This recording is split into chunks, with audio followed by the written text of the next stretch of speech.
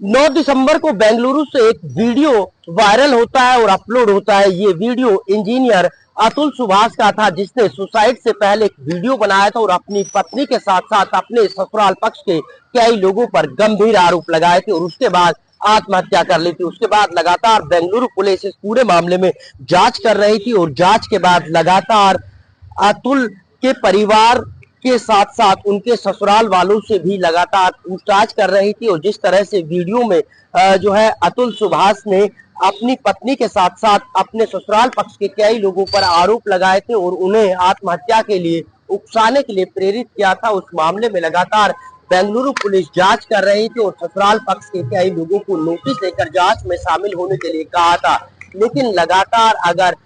अतुल सुभाष की पत्नी निकिता सिंघानिया की बात करें, उनके भाई की बात करें या फिर उनकी मां की बात करें, तो लगातार फरार थे। और आखिरकार अब बेंगलुरु पुलिस ने भाई और अंकिता की मां को जहां प्रयागराज से गिरफ्तार किया, तो उनकी पत्नी अंकिता को इसी गुरुग्राम के सेक्टर 57 के ब्लेसम स्टेज पीजी से जो है 14 दिसंबर को गिरफ्तार किया है। और अब लगातार बेंगलुरु पुलिस इस पूरे मामले की गुत्थी को सुलझाने में जुटी हुई है और देखना ये होगा जब बेंगलुरु पुलिस की जांच पूरी होगी तो क्या कुछ खुलासा होता है और जो वीडियो में आरोप लगाए गए थे वो किस तरह से सच्चे साबित होते हैं। गुरुग्राम से नीरज अंबावता, सूर्य समाचार। 9 दिसंबर को बेंगलुरु से एक वीडियो वायरल होता है और अपलोड होता है। ये वीडियो इंजीनियर अतुल सुभाष का था, जिसने सुसाइड से पहले एक वीडियो बनाया था और अपनी पत्नी के साथ साथ अपने ससुराल पक्ष के कई लोगों पर गंभीर आरोप लगाए थे और उसके बाद आत्महत्या कर ली थी। उसके बाद लगातार बेंगलुरु पुलिस इस पूरे मामले में जांच कर रही थी और जांच के बाद लगातार अतुल के परिवार के साथ साथ उनके ससुराल वालों से भी लगातार पूछताछ कर रही थी। और जिस तरह से वीडियो में जो है अतुल सुभाष ने अपनी पत्नी के साथ साथ अपने ससुराल पक्ष के कई लोगों पर आरोप लगाए थे और उन्हें आत्महत्या के लिए उकसाने के लिए प्रेरित किया था, उस मामले में लगातार बेंगलुरु पुलिस जांच कर रही थी और ससुराल पक्ष के कई लोगों को नोटिस देकर जांच में शामिल होने के लिए कहा था। लेकिन लगातार अगर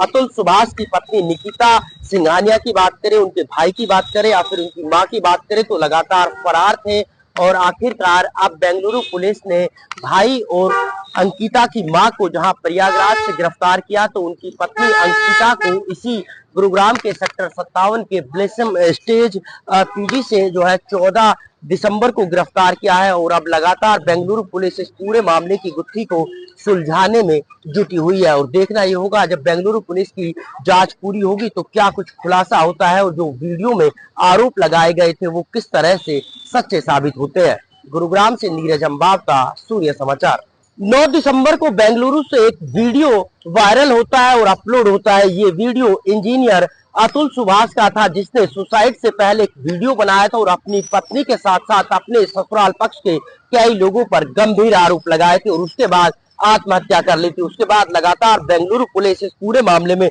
जांच कर रही थी और जांच के बाद लगातार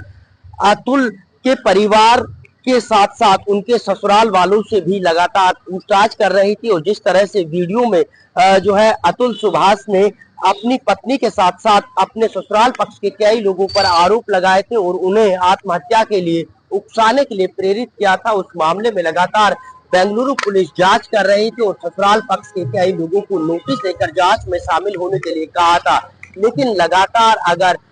अतुल सुभाष की पत्नी निकिता सिंघानिया की बात करें, उनके भाई की बात करें या फिर उनकी मां की बात करें, तो लगातार फरार थे। और आखिरकार अब बेंगलुरु पुलिस ने भाई और अंकिता की मां को जहां प्रयागराज से गिरफ्तार किया, तो उनकी पत्नी अंकिता को इसी गुरुग्राम के सेक्टर 57 के ब्लेसम स्टेज पीजी से जो है 14 दिसंबर को गिरफ्तार किया है। और अब लगातार बेंगलुरु पुलिस इस पूरे मामले की गुत्थी को सुलझाने में जुटी हुई है और देखना ये होगा जब बेंगलुरु पुलिस की जांच पूरी होगी तो क्या कुछ खुलासा होता है और जो वीडियो में आरोप लगाए गए थे वो किस तरह से सच्चे साबित होते हैं। गुरुग्राम से नीरज अंबावता, सूर्य समाचार।